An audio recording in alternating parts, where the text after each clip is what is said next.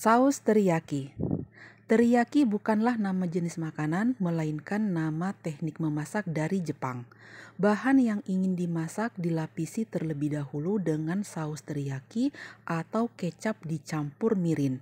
Saat ini saus teriyaki yang siap pakai pun sudah mudah ditemui. Teknik ini dapat digunakan untuk memasak ayam, ikan, cumi-cumi, dan banyak lagi bahan lainnya. Nama teriyaki punya arti yang unik. Teri artinya bersinar dan yaki artinya dipanggang atau dibakar. Nama ini diberikan karena makanan yang diolah dengan teknik teriyaki akan tampak bersinar karena karamelisasi dari gula yang dikandungnya. Teriyaki diduga muncul pada abad ke-17 ketika imigran Hawaii mengunjungi Jepang. Saat itu mereka menggunakan bahan-bahan lokal yang tersedia untuk mengolah makanan. Dari percobaan demi percobaan hingga lahirlah teriyaki yang semakin lama semakin populer.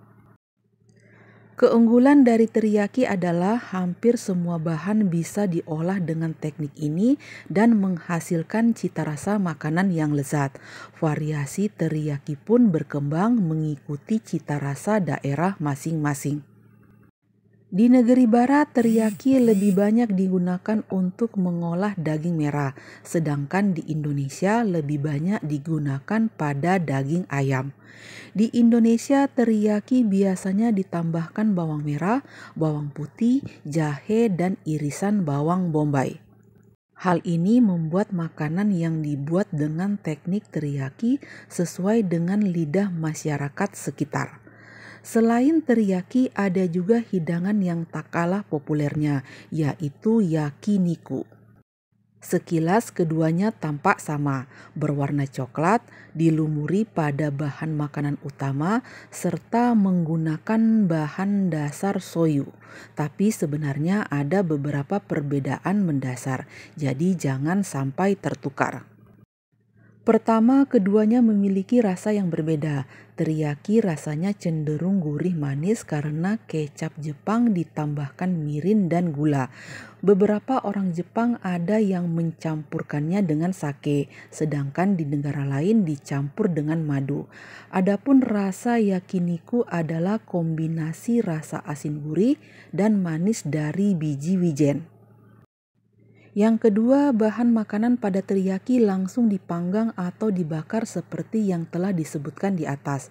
Namun untuk hidangan yakiniku khusus menggunakan daging sapi yang dipanggang karena sesuai dengan nama yaki dipanggang dan niku daging atau daging sapi.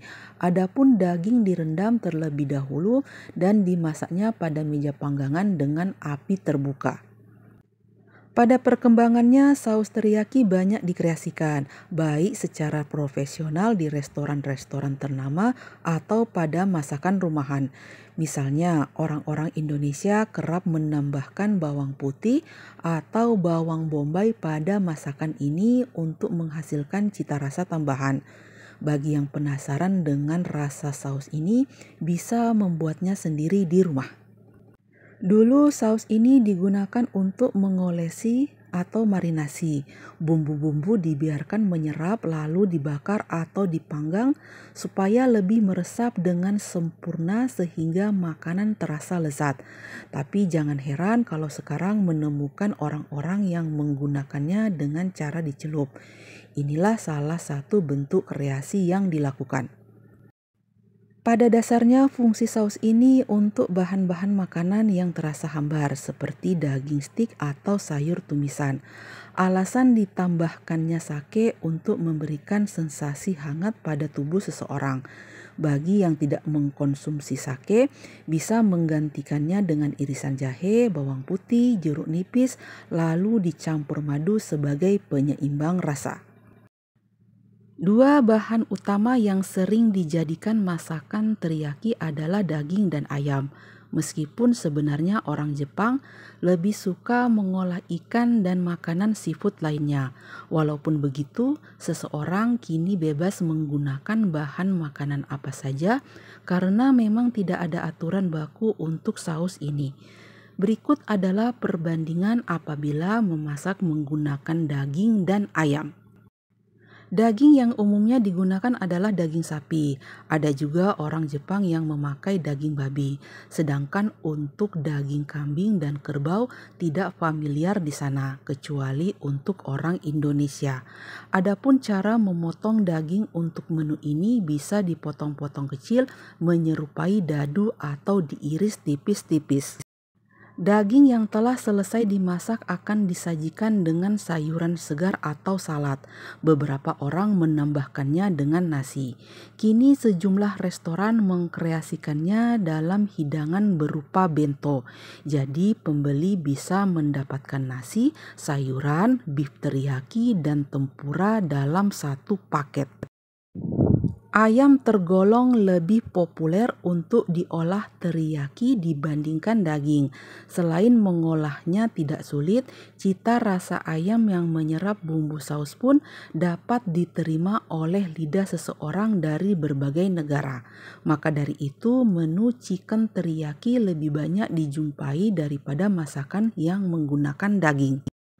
Makanan pendamping dari olahan ayam bisa bermacam-macam. Ada yang mencampurnya dengan jamur merang, irisan bawang bombay, brokoli, paprika, dan sayuran lainnya. Menu ini sangat nikmat jika disantap dengan nasi. Untuk rasa yang sedikit pedas, bubuk cabai bisa ditambahkan saat sedang proses memasak. Apakah masakan teriyaki hanya yang disebutkan di atas? Tentu saja tidak. Dengan mendunianya resep ini, semakin banyak orang yang mencoba-coba agar menjadi masakan baru.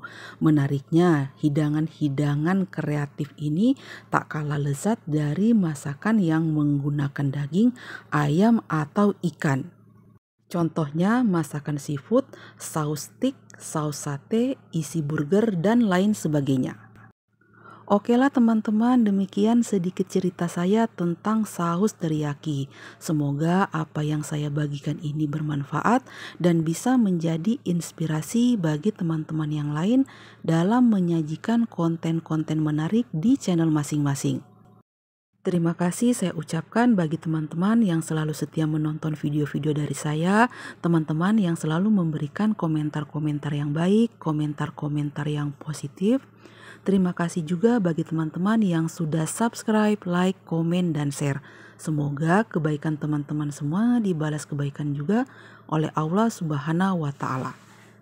Sampai jumpa di lain kesempatan. Wassalamualaikum warahmatullahi wabarakatuh. Sayonara.